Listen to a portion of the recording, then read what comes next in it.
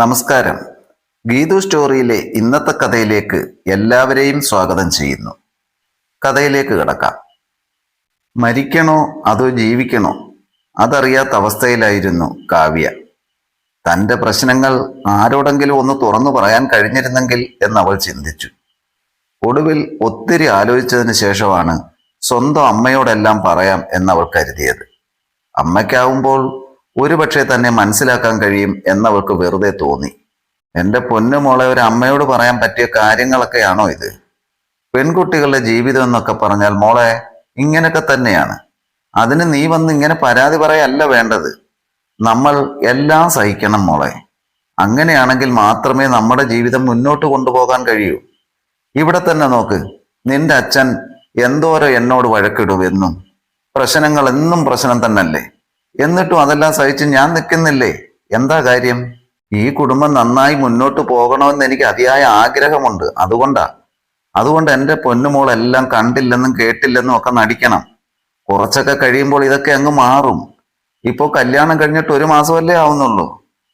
പറഞ്ഞാൽ തൻ്റെ കൂടെ നിൽക്കും, തനിക്കൊരു ആശ്വാസം എന്ന് കരുതിയ അമ്മയാണ് ഇപ്പോൾ ഇങ്ങനൊക്കെ ഈ പറയുന്നത്.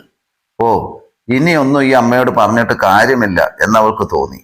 അതുകൊണ്ടൊന്നും മിണ്ടാതെ അവൾ അവിടെ തന്നെ ഇരുന്നു. അല്ലെങ്കിൽ തന്നെ തൻ്റെ പ്രശ്നങ്ങൾ ആരോടൊക്കെ പറയാൻ പറ്റും? 10-20 ദിവസമേ ആയിട്ടുള്ളൂ കല്യാണം കഴിഞ്ഞിട്ട്. തങ്ങളെക്കാൾ ഉയർന്ന സാമ്പത്തിക സ്ഥിതിയുള്ള ഹരിയുടെ ആലോചന വന്നപ്പോൾ എല്ലാവരും ഒരുപോലെ പറഞ്ഞിരുന്നു അത് കാവ്യയുടെ ഭാഗ്യമാണെന്ന്. ഞാനും അങ്ങനെ തന്നെ കരുതി. കാരണം ഹരിയെ കാണാൻ അതിസുന്ദരനായിരുന്നു. പോരാത്തതിന് സ്വന്തം ബിസിനസ്. അതുമാത്രമോ, ആവശ്യത്തിനും അനാവശ്യത്തിനും പണം, വലിയ 2 നില മണിമാളിക വീട്. ആകെയുള്ളത് ആ വീട്ടിൽ ഒരമ്മയും പെങ്ങളും മാത്രമാണ്. പെങ്ങളുടെ വിവാഹം കഴിഞ്ഞ് അവൾ അവളുടെ വീട്ടിലാണ്. പിന്നെ എന്താ പ്രശ്നം? ആരും മോഹിക്കുന്ന ഒരു ജീവിതം. പക്ഷേ ആദ്യ രാത്രിയിൽ തന്നെ അയാളുടെ സ്വഭാവ വൈകൃതം മനസ്സിലായിരുന്നു. രാത്രിയിൽ തൻ്റെ ഇണയെ ആക്രമിച്ച് കീഴടക്കുന്ന ഒരു വേട്ടനായെ പോലെ ആയിരുന്നു അയാൾ.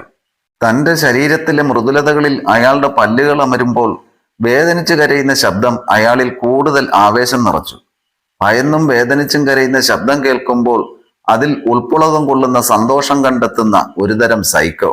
അതായിരുന്നു ഹരി എന്ന സുന്ദരനായ ചെറുപ്പക്കാരൻ. ഓരോ ദിവസവും ബെഡ്റൂമിലേക്ക് കയറാൻ പോലും ഭയന്ന് താൻ താഴെ നിന്നിട്ടുണ്ട്.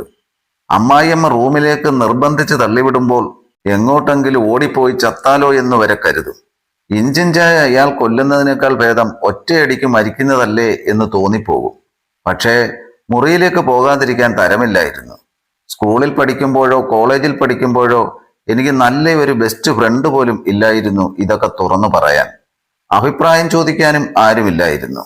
എല്ലാവരുടെയും ജീവിതത്തിൽ ഇതുപോലൊക്കെ തന്നെയാണോ സംഭവിക്കുന്നത്? എനിക്കൊന്നും അറിയില്ലായിരുന്നു. ഒടുവിൽ അമ്മയോടെല്ലാം തുറന്നു പറയാം എന്ന് ഞാൻ തീരുമാനിച്ചു. മകൾ ഇതുപോലെ കഷ്ടപ്പെടുന്നുണ്ടോ എന്നറിഞ്ഞാൽ ഒരുപക്ഷെ അമ്മ ഇനി അങ്ങോട്ടേക്ക് പറഞ്ഞയക്കില്ല. അച്ഛനോട് പറഞ്ഞ് ഇതിനെന്തെങ്കിലും ഒരു പരിഹാരം കാണും. അതെല്ലാമായിരുന്നു താൻ കരുതിയത്.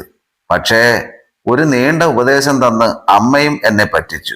വീണ്ടും ഹരിയുടെ കൂടെ തിരികെ അയാളുടെ വീട്ടിലേക്ക് പോകുമ്പോൾ സത്യം പറഞ്ഞാൽ എൻ്റെ മനസ്സ് മരവിച്ചിട്ടുണ്ടായിരുന്നു. എനിക്ക് ഞാൻ മാത്രമേ ഉള്ളൂ എന്നെനിക്ക് മനസ്സിലായി. അന്ന് രാത്രിയും അയാൾ എന്നെ ക്രൂരമായി ഭോഗിക്കാൻ പോവുകയായിരുന്നു. ഇനിയും അതിന് സമ്മതിച്ചു കൊടുക്കാൻ മനസ്സനുവദിച്ചില്ല. ആരുമില്ല എന്നൊരു തോന്നലിൽ നിന്നുണ്ടായ ഒരു ധൈര്യം, അത് അന്നേരം എനിക്ക് വന്നു. ദേഹത്തു നിന്ന് അയാളെ ഞാൻ തള്ളി മാറ്റി. ആ ദേഷ്യത്തിൽ അയാൾ എൻ്റെ കർണക്കുറ്റി തീർത്തടിച്ചു. എൻ്റെ മുടി പിടിച്ച് തല ഭിത്തിയിലിടിപ്പിച്ചു. എന്നാൽ അപ്പോഴും ഞാൻ വിട്ടുകൊടുക്കാൻ ഒരുക്കമല്ലായിരുന്നു. അവിടെ നിന്ന് അയാളെ തള്ളി മാറ്റി കിട്ടിയ ബെഡ്ഷീറ്റും പുതച്ച് ഞാൻ പുറത്തേക്കൂടി. അതോടെ എനിക്ക് ഭ്രാന്താണെന്ന് അയാൾ പറഞ്ഞു വരത്തി. എല്ലാവരും എന്നെ കുറ്റപ്പെടുത്താൻ തുടങ്ങി, പ്രത്യേകിച്ച് എൻ്റെ അമ്മയും അച്ഛനും. അതും കൂടി ആയപ്പോൾ എനിക്ക് ആകെ ഭ്രാന്ത് പിടിക്കുന്നത് പോലെ തോന്നി.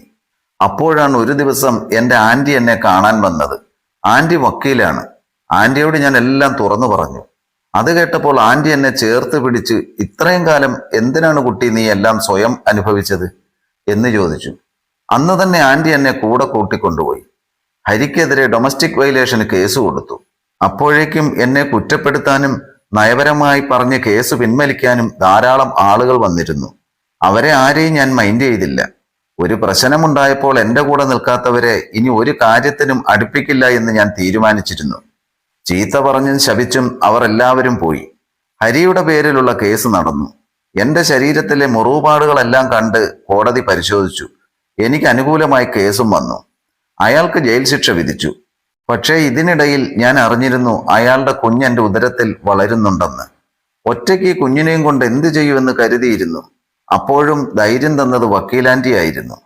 ആൻറ്റി എനിക്കായി അടുത്തുള്ള ഒരു സ്കൂളിൽ ഒരു ജോലി സംഘടിപ്പിച്ചു തന്നു. അത്യാവശ്യം സാലറി ഉണ്ട്.